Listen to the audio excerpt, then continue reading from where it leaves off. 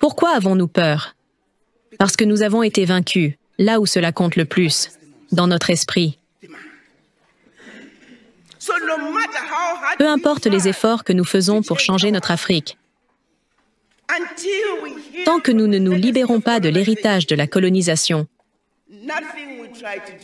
rien de ce que nous ferons ne réussira.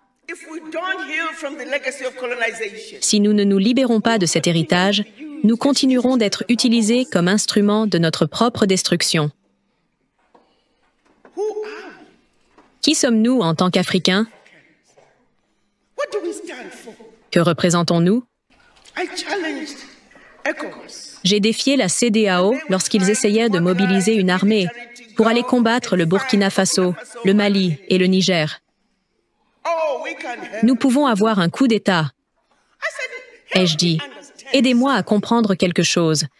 La France a fait des coups d'État contre ces nations depuis des siècles.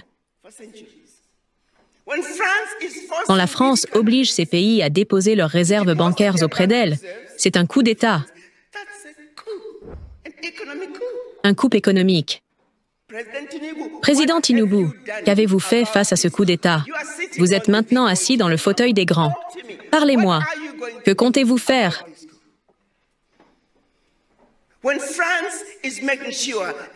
Alors que la France s'assure que toutes les ressources naturelles de ces pays lui appartiennent.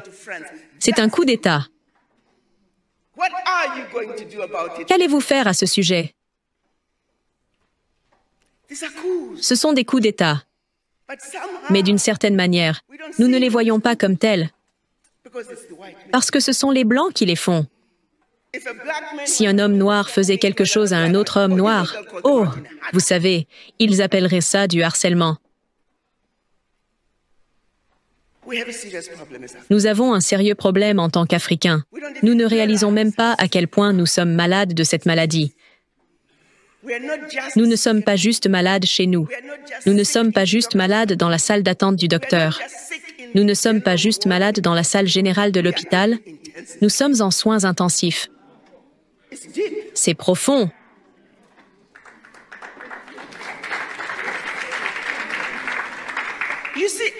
Vous voyez, en tant que médecin, je ne peux pas vous aider à moins que vous veniez me voir avec votre plainte. Au moins reconnaissez que vous êtes malade.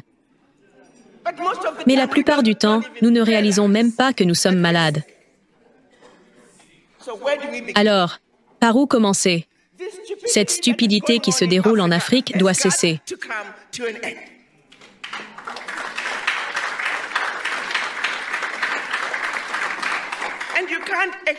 Et vous ne pouvez pas attendre de ceux qui nous ont mis en position de servitude de nous en sortir. Ça n'arrivera pas. Alors, la question est, quand est-ce que l'Africain va se réveiller? L'Africain est stupide en Afrique. L'Africain est stupide en Amérique. L'Africain est stupide en Amérique du Sud. L'Africain est stupide dans les Caraïbes. Partout où nous voyons des Noirs, nous faisons certaines des choses les plus stupides.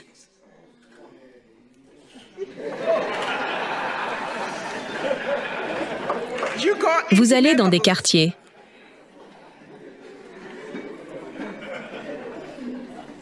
En Amérique, où je passe la majeure partie de mon temps. Regardez les Mexicains. Ils restent soudés comme de la superglue. Lorsqu'il s'agit de questions relatives à leur existence aux États-Unis en tant que Mexicains, les Irlandais, les Juifs, les Chinois, les Indiens, expriment leur voix haut et fort, car ils comprennent l'importance de l'unité. Ils n'ont pas besoin de s'aimer. Mais ils savent que, pour les questions liées à leur existence, ils doivent rester unis comme de la superglue, et ils le font. Mais quand on demande les voix des Noirs, nous nous dispersons comme des souris. Nous ne croyons pas les uns aux autres. Quand j'étais à Dallas, un Zimbabwéen, je lui ai demandé s'il y avait beaucoup de Zimbabwéennes où il habitait. Non, non, non. Je ne parle pas aux Zimbabwéennes. Je suis la seule personne noire dans mon quartier. Et il en était tellement fier. Je parlais à une autre amie, cette fois au Zimbabwe. Et elle était fière que son fils ne parle pas le Shona. et que son fils parle anglais comme un Britannique. Et elle me le disait avec un certain niveau de fierté. Et cette mère veut dire que l'enfant est tout autant perdu.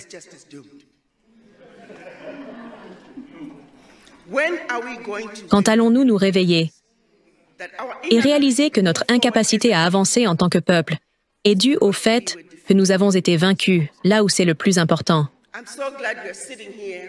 Je suis tellement heureux que vous soyez assis ici dans une institution supérieure. Je vais vous demander, que allons-nous faire à propos du programme éducatif? Car c'est là que tout commence. Ils ne veulent pas que nous connaissions notre histoire. Ils ne veulent pas que nous sachions d'où nous venons. Parce que si vous êtes une personne sans histoire, qui êtes-vous? D'où venez-vous? En tant qu'Africains, nous sommes trop occupés à fuir qui nous sommes. Nous ne voulons pas embrasser notre africanité. Pourquoi pas? Si vous refusez et n'acceptez pas que vous êtes Africain, alors qui êtes-vous? Je dis aux Africains quand ils essaient de se comporter comme des Américains, de parler comme des Américains, de perdre leur accent. Vous ne pourrez jamais parler anglais comme un Américain. Ensuite, vous ne voulez pas parler votre propre langue. Alors, qui êtes-vous? Vous êtes juste comme un navire sans ancre. Le vent souffle de ce côté, et vous partez dans cette direction. Et il y en a trop parmi nous qui se trouvent dans ce bateau sans ancre. Ce qui se passe au Burkina Faso doit être soutenu. Ce qui se passe au Mali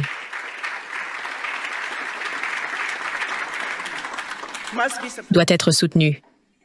Ce qui se passe au Niger doit être soutenu. Si vous vous souciez un tant soit peu de notre avenir, comment allons-nous faire sortir la France d'Afrique?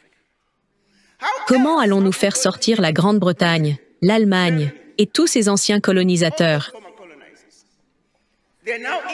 Ils sont maintenant ici sous forme de multinationales, retirant 70 milliards d'Afrique,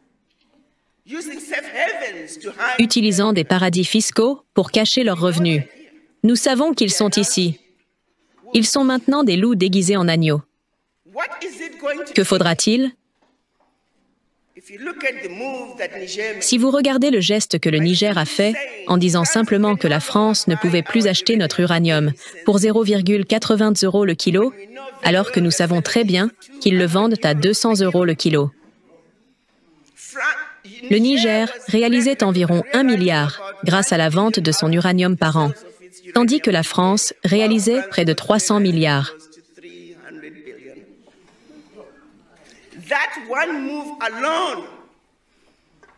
Ce simple geste où le Niger a dit non, si vous voulez notre uranium, 200 € le kilo, s'il vous plaît. Immédiatement. 300 milliards, 1 milliard. Il ne faudra pas grand-chose pour changer l'Afrique. Nous avons ce qu'il faut. S'il y a une chose dont nous sommes très chanceux, c'est que nous sommes dotés de tout ce dont le reste du monde a besoin. La vérité est que nous n'avons pas besoin du monde. Le monde a besoin de l'Afrique.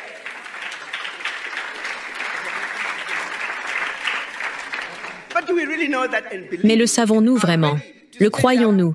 Et sommes-nous prêts à nous lever et proclamer qui nous sommes et à le faire savoir? Mais j'ai assisté à certaines réunions. J'ai vu des ministres dire « Amérique, pouvez-vous nous aider avec cela? Europe, pouvez-vous nous aider? » Suppliant sans fin pour quelque chose que nous avons. L'exploitation du continent africain doit cesser. La conférence de Berlin doit être démantelée. Et pour ceux qui pensent que lorsqu'ils sentent que la conférence de Berlin est un bout d'histoire, devinez quoi? C'est une législation, conçue méticuleusement sur une période de 4 mois, pour s'assurer que l'Afrique et ses enfants soient pour toujours vaincus et dominés. Aujourd'hui encore, tant qu'il y aura un pays appelé Malawi, tant qu'il y aura un pays appelé Gabon, avec un pays, 1 500 000 personnes, Tant qu'il y aura un pays appelé Eswatini, la conférence de Berlin est vivante. Et c'est là que nous sommes battus au niveau international par le commerce. Oh, nous sommes tous égaux. Vous êtes une nation souveraine Eswatini, vous êtes une nation souveraine Togo, vous êtes une nation souveraine Malawi. Et chaque pays africain, pour cette raison, tant que nous resterons les petites économies que nous sommes aujourd'hui, nous continuerons à subir l'humiliation et la défaite. La seule façon pour l'Afrique de survivre est de s'unir. Une Afrique unie est indispensable. Mais cela prendra des esprits éveillés, des esprits qui comprennent l'importance de l'unité, des esprits libérés de l'héritage de la colonisation et de l'héritage de l'esclavage. Aujourd'hui, nous sommes tous malades de cette maladie. Aucun de nous n'en est exempt. Et c'est un fait.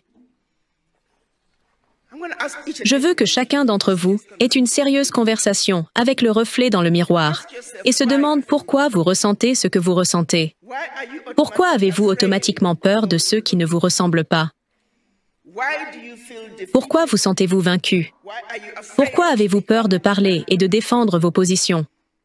En plus, vous êtes les mères et les pères de l'humanité. Sans la femme noire, sans l'homme noir, le reste du monde n'existerait pas. Et c'est un fait.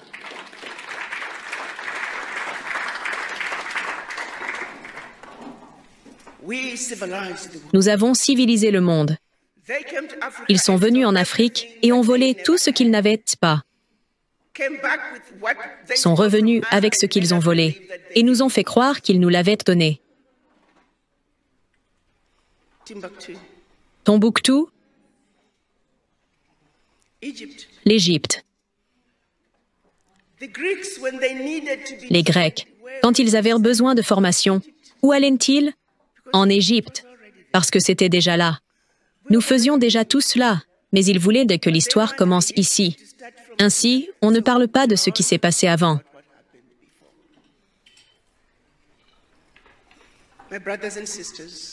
Nous sommes frères et sœurs. Nous sommes les héritiers d'un continent incroyable. L'Afrique du Sud est un pays extraordinaire.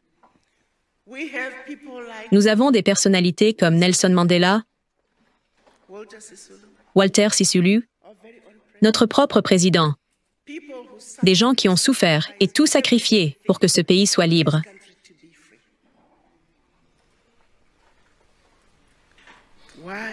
Pourquoi cherchons-nous à leur manquer de respect et à régresser? L'Afrique du Sud devrait montrer l'exemple. Le Nigeria devrait montrer l'exemple. Le Kenya devrait montrer l'exemple. Nous avons des pays qui devraient nous montrer la voie, car ils ont ce qu'il faut pour amener l'Afrique là où elle doit être. Mais laissez-moi aussi ajouter que les dirigeants ne peuvent pas le faire seuls. Peu importe les idées que le président Zuma avait. Si nous ne sommes pas prêts à mettre en œuvre ces idées et que nous pensons qu'il peut le faire seul, cela ne fonctionnera pas. Je discutais des questions de soi-disant coup d'État au Burkina Faso, au Niger et au Mali. Un Africain m'a dit, « Mais, ambassadeur, pourquoi devons-nous faire des coups d'État pour changer de gouvernement? Pourquoi ne pouvons-nous pas simplement faire comme les Chinois ?» J'ai répondu, « Laissez-moi vous poser une question. Pendant la pandémie, les Chinois ont construit un hôpital de 10 000 mètres carrés en une semaine. Les Africains sont-ils prêts à faire cela? Les Chinois sont prêts à travailler sans relâche pour ce qui doit être fait pour le bien du pays, pour le bien de la nation. Nous sommes trop gourmands, trop égoïstes pour cela. J'ai dit, « Fils, tant que tu n'auras pas l'esprit d'un Chinois, tu ne pourras jamais être comme un Chinois. » Nous avons un sérieux examen de conscience à faire. Nous avons des réflexions profondes à mener. Nous ne vous demandons pas de vous aimer les uns les autres. Comprenez simplement qu'il existe une certaine camaraderie chez les autres races, et il y a eu une stratégie mise en place pour nous diviser et nous soumettre. La peur a été intentionnellement instillée en nous, pour que nous soyons à jamais apeurés pour rien. Nous avons juste peur. Il y a un autre livre que je veux recommander à vous tous. Il s'appelle « The Making of a Slave ». Les lettres de Willie Lynch. Willie Lynch était un propriétaire d'esclaves qui avait sa plantation en Jamaïque. Il a été invité en Virginie par les propriétaires d'esclaves américains qui voulurent savoir comment il avait réussi à gérer ses esclaves, et il a fait un bon travail. On prenait un homme noir, on attachait une jambe à un cheval qui allait dans une direction et l'autre jambe à un autre cheval allant dans la direction opposée. Puis, au moment décisif, on frappait les chevaux. Et il déchirait littéralement cet homme devant ses enfants, sa famille, d'autres personnes noires et esclaves. Lynch voulait particulièrement que les femmes enceintes assistent à cette scène. Pourquoi? Pour que la peur soit transmise même à l'enfant à naître.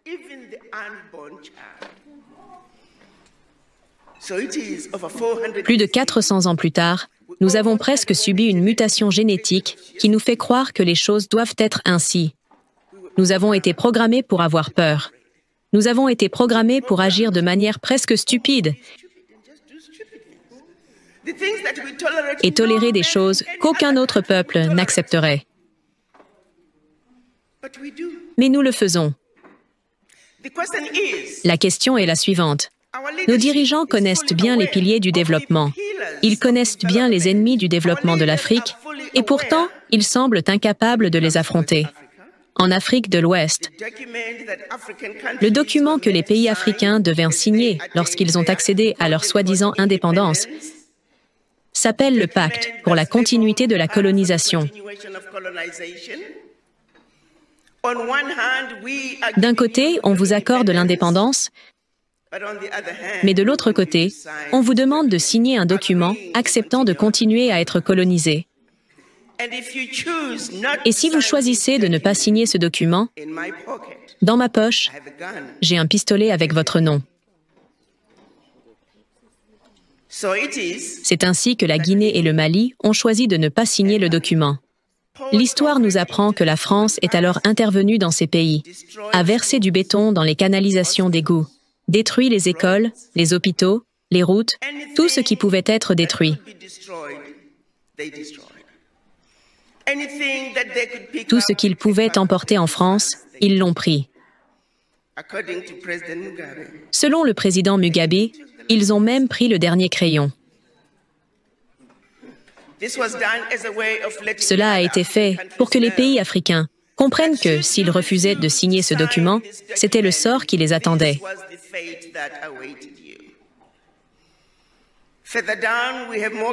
Plus tard, d'autres pays ont tenté de dire que le pacte pour la continuité de la colonisation n'était pas viable. Vous devez renoncer à 85% de vos réserves bancaires et les déposer en France. Une fois ces fonds partis, ils ne reviennent pas.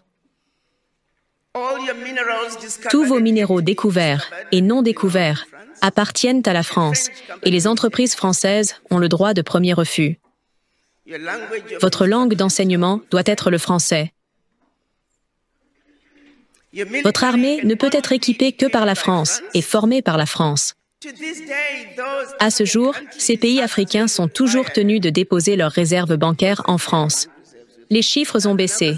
Certains sont passés à 50, 55, voire 60%. Mais à l'exception du Burkina Faso, du Niger et du Mali, qui ont dit à la France de plier bagages et de rentrer chez elle, la plupart des pays africains sont encore soumis et tenus au pacte pour la continuité de la colonisation.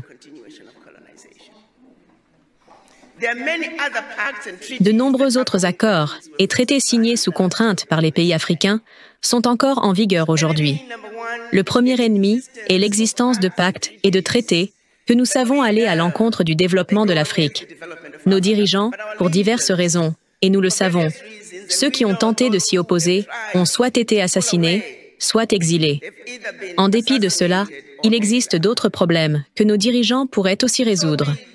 Nous savons que les ONG ne sont rien d'autre que des loups déguisés en agneaux en entrant dans nos pays. Il en va de même pour certaines ambassades. Certaines sont respectables, mais de nombreux pays sont aussi là pour s'assurer qu'ils continuent de déstabiliser nos pays. Ils veillent à ce que les élections soient constamment perturbées, afin de continuer à avancer leurs agendas respectifs dans nos pays.